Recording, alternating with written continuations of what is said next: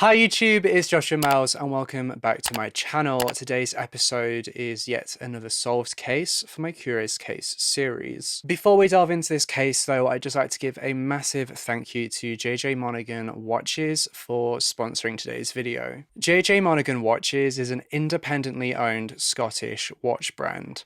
The owner is actually a friend of mine who used his savings to launch the company, which is why I'm so happy to feature his brand in today's video, as especially in today's economic climate, supporting small businesses is as important as ever. Everything from the website to the marketing to the designing of the watches is all done by one guy, and the hard work has paid off, with JJ Monaghan Watches being worn by celebrities, footballers, and even by Martin Compston on the BBC's The Nest. My little brother is obsessed with one of the watches that JJ Monaghan was so kind to send my way, and I am too, so be sure to jump over to JJ Monaghan's website and grab yourself a watch or get one for your loved one. Just for you, JJ Monaghan has set up a 15% discount code so that you can save 15% off your order if you use the code Joshua15. Oh, and did I mention there's free international shipping? Tag me in photos of you wearing your watches when you get them. And with all that being said, let's delve right into this case.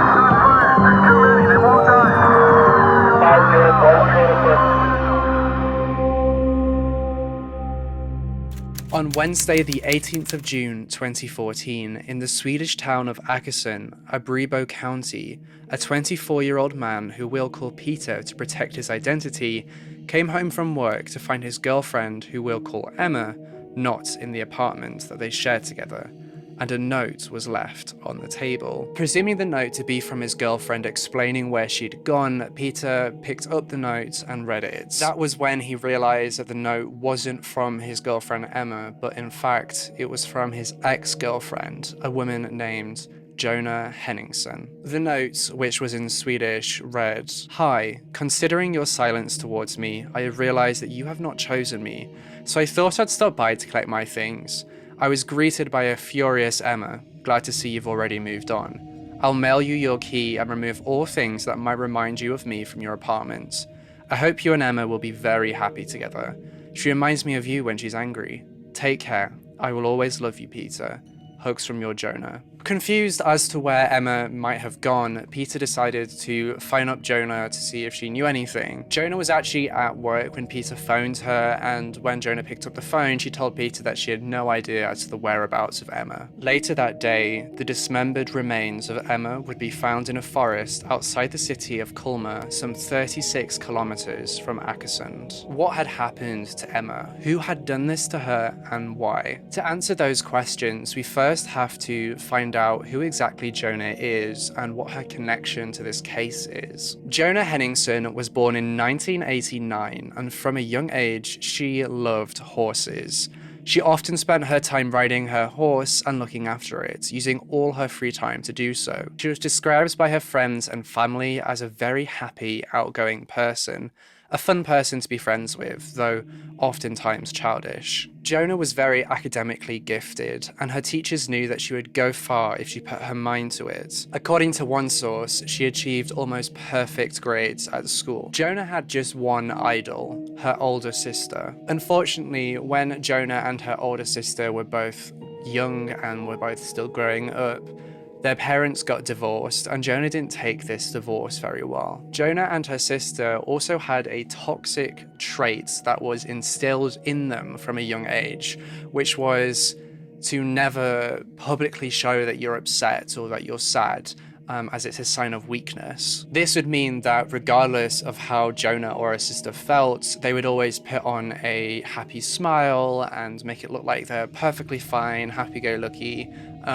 just a safe face. It wasn't until 2013, the year before Emma's body was discovered, that Jonna met Peter for the first time. They met through a mutual friend in the summer of 2013, and straight away, Jonna fell head over heels. Jonna would later go on to say that Peter Peter was like a drug to her. Peter and Jonna began dating, and they dated for about a year, but their relationship was very on and off during that year. During that year, Jonna actually got pregnant with Peter's child. When Peter found out that Jonna was pregnant, he immediately told her that she needed to go get an abortion, as they were both far too young and didn't have enough money to raise a child or even a stable relationship. Peter wouldn't entertain keeping the baby for a second, and ultimately, Jonna actually agreed that she'd go ahead and do it. However, despite her promises to Peter that she would get an abortion, she never actually did that. Though, sadly for Jonna, just a few weeks after finding out she was pregnant, she sadly miscarried the baby. Jonna had actually been really hurt by Peter's reaction to her pregnancy, later describing that it felt like Peter just didn't care about her. When Jonna miscarried, she told Peter that she had actually had the abortion, and Peter reacted in a very loving and caring way. He went out of his way to look after Jonna and gave her the attention that she wanted. She felt appreciated and loved the attention from him. During this same period though, Peter actually reconnected with an old friend of his, Emma. Peter and Emma had a history that went all the way back to 2008 when they were both in the 9th grade. They had been dating on and off since 2008, though the year before that Peter and Jonna met, the relationship ended fully for good, or so they thought. And Jonna wasn't happy in the slightest that the pair had reconnected. In fact, she told Peter to stop meeting up with her, stop talking to her, and Peter promised that he wouldn't do this and that he would stay away and stay with Jonna. But that was a lie. Peter continued to have contact with Emma, and they actually began dating. It wasn't until Jonna saw Emma's name at the top of Peter's best friend list on Snapchat that she realized that anything was the matter. For those of you who may not know, the Snapchat best friend list displays who you talk to most frequently on this service, and you used to be able to see anybody's best friends on the app, though nowadays the best friends list is private and you can only see your own list. Peter and Jonna by this point had started talking a lot less, and Jonna actually started to accept that the relationship was probably now over. So she started to try and get over her love for him by going out to clubs and pubs and meeting up with men that she connected with on dating apps. But to her, none of these men that she met up with were anything like Peter. On one of Jonna's nights out, she actually bumped into Peter and Emma and confronted them. She told Peter that he had to pick one of them, but Peter said that he couldn't pick between them. Peter confessed that he was confused and was trying to keep them both close until he figured it out. This triggered something deep inside Jonna, and to me, this was the point where something inside her just snapped. In late spring of 2014, in a desperate attempt to get Peter's attention and out of pure jealousy of Peter and Emma's relationship, Jonna took a knife and cut a deep incision to her lower abdomen and then stitched it back up again. Afterwards, she took photographs of the stitched up wound and sent them to Peter, claiming to have had an emergency surgery due to complications with her ovaries. Jonna had hopes that Peter would shower her with the love and affection and attention that he had when she had miscarried, but she couldn't have been further from the truth. Peter, presumably seeing through Jonna's lies, told her to go away and to leave him alone. And this infuriated Jonna. Between June 14th, 2014 and June 17th, Jonna's internet history shows disturbing Google searches being made. Most notably, how to kill someone, injecting poison, and suicide autopsy reports. Further, she gathered as much information as possible on Peter's now girlfriend, Emma. Everything was coming together for Jonna. She was getting all this information together, and she devised a plan to scare away Emma. She knew that Emma now lived with Peter in his apartment. She knew where the apartment was, and she also knew the hours that Peter works at his job, so she knew when he wouldn't be at the apartment. So she decided to go to Peter's apartment and wait for Emma to come out of the flat to go to her car so that she could go to work. In the early hours of Wednesday, the 18th of June 2014, Jonna travels to Peter's apartment. She brought with her a hammer, a hunting knife, and syringes to inject a mixture of vodka and sleeping pills. Jonah's plan to frighten Emma had morphed into something much more sinister. Jonna intended to knock Emma out with the hammer, inject her with the vodka sleeping pill concoction, move her body to the train tracks, and place a bottle of vodka nearby to make it look as if she committed suicide. And so, Jonna waited in the stairwell of the building for Emma to come out of the apartment. And when she did, before Emma even had the chance to close the door behind her, Jonna struck her on the back of the head with a hammer. But Emma didn't pass out instantly as Jonna had expected. Emma fell to the floor and started screaming. In a desperate attempt to cover her tracks, Jonna dragged Emma into the apartment and into the bathroom, closing the doors behind them. Jonna began to stab Emma with the syringe with the sleeping concoction in it. She also began to attack her with the blunt hunting knife that she brought with her, stabbing her a total of 17 times. It would later be reported that during this time, Jonna was telling Emma, "Please be quiet so I can stop," over and over again. Throughout this, Emma was still screaming. She was actually screaming so loud and so continuously that a neighbor to the apartment started ringing the doorbell to the flat to see what was going on. As the doorbell rang, Jonna rushed to the kitchen to get a sharper knife and returned to the bathroom, and with one single thrust of this sharper knife, killed Emma. Emma fell silent, and as she died, the doorbell stopped ringing. Jonna realized that she simply wasn't strong enough to move Emma's body, and so she decided to dismember her. Jonna walked out of the apartment, got back into her car, and drove back to her own home so that she could grab some IKEA bags and a saw. On the drive back to the apartment, Jonna was actually pulled over by the police and issued a speeding ticket. Jonna was super nervous that the police might see the IKEA bags and saw and question her, but they didn't, and they let her get on her way. When she got to the apartment, she began the gruesome process of dismembering Emma's body into 4 sections and stuffing each section into an IKEA bag. She then moved the bags to the boot of her car along with a bloodied shower curtain and bath mats before blitzing the apartment and leaving the handwritten note that Peter would later discover. "Considering your silence towards me, I have realized that you have not chosen me, so I thought I'd stop by to collect my things. I was greeted by a furious Emma. Glad to see you've already moved on. I'll mail you your key and remove all things that might remind you of me from your apartment. I hope you and Emma will be very happy together. She reminds me of you when she's angry. Take care. I will always love you, Peter. Hugs from your Jonna." After leaving the note, Jonna went round to the neighbor's flat, knocked on the door, and told them that everything was fine. She was just having a fight with another girl in the apartment. Everything was absolutely fine. Jonna then got into her car and drove to work as she was due to start her shift and clock in, leaving her car with Emma's remains in the car park of her workplace. A colleague actually noticed that she had a bad cut on her hand, but Jonna told this colleague that she was going to go get it seen by a medical professional later that day. Towards the end of her shift, Jonna received a phone call from Peter asking her if she had any idea where Emma might be, and she said no. In a sudden panic, Jonna left work early and drove the 36 kilometers to Culmer. When she arrived at the forest, she was physically and mentally drained. So drained, in fact, that she was unable to dig any holes to bury the IKEA bags in, so she left them against the base of a tree, against the trunk of the tree, and covered the bags with leaves and twigs. Jonna then drove back to her own apartment and rang her sister,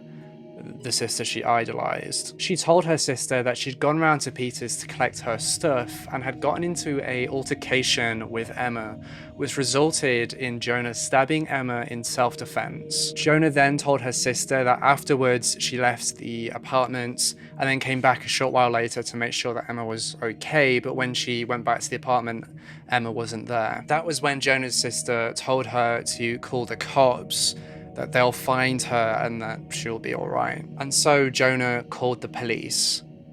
on herself. The police arrived at around 9 p.m. and began to question Jonna on what had actually happened. Jonna kept up the same story that she had told her sister, that she had gotten into an altercation with Emma that ended in her stabbing Emma in self-defense, and the police went along with it until they asked Jonna how exactly she got into the apartment. Perhaps due to the fact that Jonna was mentally and physically exhausted, or due to fear, or due to both, Jonna became very tense and was unable to directly answer the detective's questions. The detective shouted at Jonna, telling her that she had to be honest with him, and that was the final straw. Jonna put her head in her hands and proceeded to tell the police how she had killed Emma and dismembered her body and hidden her remains in the woods. Jonna was immediately arrested. In the early hours of the following day, at 36 minutes past midnight, a police dog located the remains of Emma in the woods. A police officer noted that a hand was sticking out of a pile of leaves. A forensic examination of the crime scene was conducted, and the remains were taken to undergo a post-mortem examination. The police initially arrested 3 people on suspicion of murder: Jonna, Peter, and another man. Peter's apartment was also cordoned off so that it could undergo forensic examination. The police had a confession, but now they had to find the evidence to support the confession and the police theory. A few days after Peter was arrested, he was released and cleared as a suspect in this case. He'd been arrested on suspicion of concealing a crime, but as the police were unable to find any evidence and it wasn't included in Jonna's confession, they let him go because they had no evidence to hold him. On the 21st of June, it was announced that Jonna would be rearrested on probable grounds for murder, and that the other man that remained in custody was suspected of protecting a criminal. The following day, Jonna made a formal confession and was rearrested on the aforementioned charges. The day after that, the police recovered the murder weapons. On the 26th of June, a strange twist in this case emerged. It's important to know that only one source that I could find claims this, and that source in itself lists an anonymous police source as its source for information, so take from that as you will. I didn't include it in my initial timeline of what happened because I was unable to confirm whether it did actually happen. It emerged that Jonna had rung a male friend of hers, the other man remanded in custody, and confessed what she'd done to him and asked for help with disposing of the body, but this man refused. It also emerged that after Jonna had murdered Emma and Emma had sadly died, she had tried to inject vodka directly into her veins to make it seem like she was heavily intoxicated when she passed away. That was something that a Swedish homicide expert claims to have been completely unheard of and a unique approach in the concealment of a murder. On the 7th of July, the man that was remanded in custody was released and was not seen as a suspect in this case anymore, with the police's investigation now focusing entirely on prosecuting Jonna. In mid-July, a preliminary psychiatric evaluation was conducted on Jonna to determine whether or not she suffered from a mental disorder at the time of the crime, and it was determined that there was a possibility that that could have been the case. She was subsequently ordered to undergo an extensive psychiatric evaluation. It wasn't until the 8th of September that the results of the evaluation came back, which concluded that Jonna had not been suffering from a mental illness or disorder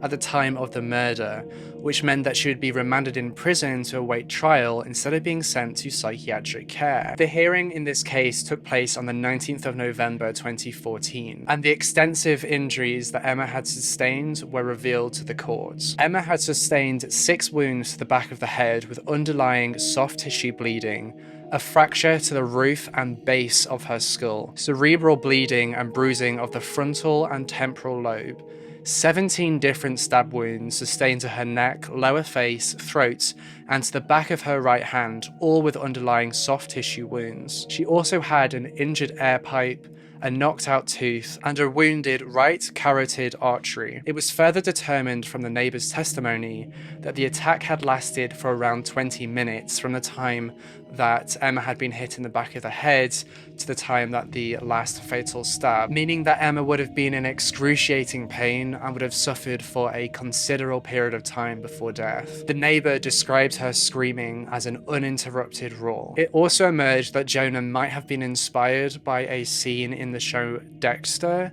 though I couldn't really find much more information about that. The trial began on the 2nd of December 2014. Jonna's defense claimed that she never intended to murder Emma, only scare her. Though, as Jonna described her thought process on the day of the murder, a member of the court actually fainted, which meant that the court had to be suspended for a short period before they could resume court proceedings. The prosecution demanded the maximum life sentence for the brutal murder of Emma due to the severity of the abuse that Emma suffered in her final moments. On the 19th of December 2014, now 25-year-old Jonna Henningsson was sentenced to 16 years in prison for the brutal murder of Emma. She was also convicted of murder and felony theft, with the motive of pure jealousy. The media had begun to reference Jonna as the rider in their coverage of the case, and that was due to the fact that she was obsessed with horses. The sentencing in this case is of particular note, as some 12 days after the murder took place,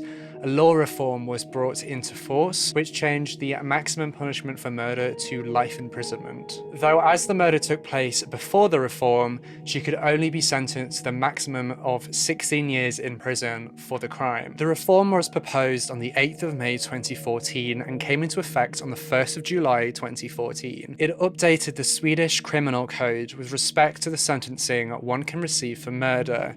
It reads, "Anyone who robs another's life is sentenced to murder in prison for a set time, a minimum of 10 and a maximum of 18 years, or if the circumstances are aggravating, lifetime." Prior to this, the penal code only allowed the maximum sentence to be 16 years before the criminal would be eligible for parole. The reform states that for serious crimes, in particular murder, with aggravating circumstances, the criminal can be sentenced to life imprisonment without the possibility of parole. The prosecution knew that in this case, Jonna could be sentenced to a life imprisonment. Subsequently, the prosecution appealed the sentencing against Jonna, which meant that she would be retried under the new laws, all in an effort to seek the maximum penalty. The case was then brought in front of the Court of Appeals. Within Swedish legal proceedings, there are several stages in a prosecution. To begin with, a preliminary investigation is carried out by a police officer or a prosecutor